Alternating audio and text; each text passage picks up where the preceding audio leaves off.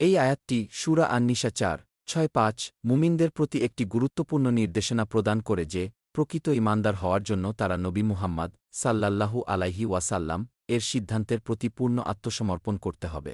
তাদের মনে কোনো দ্বিধা রাখা যাবে না এবং তা অন্তর থেকে মেনে নিতে হবে। এই আয়াতের শানে নুজুল নিয়ে বেশ কয়েকটি ঘটনা উল্লেখ করা হয়েছে।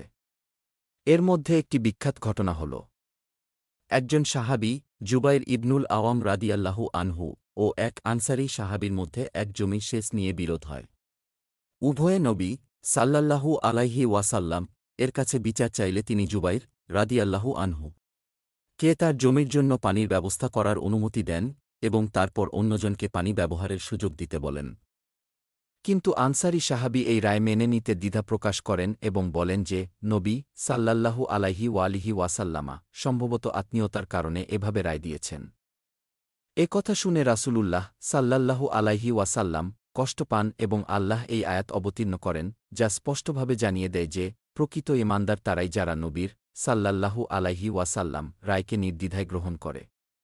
এই আয়াত আমাদের শিক্ষা দেয় যে, শুধু মুখে ঈমানের দাবি করলেই প্রকৃত মুমিন হওয়া যায় না, বরং আল্লাহ ও তার রাসূলের সাল্লাল্লাহু আলাইহি ওয়াসাল্লাম নির্দেশের প্রতি সম্পূর্ণভাবে আত্মসমর্পণ করাই প্রকৃত ঈমানের নিদর্শন।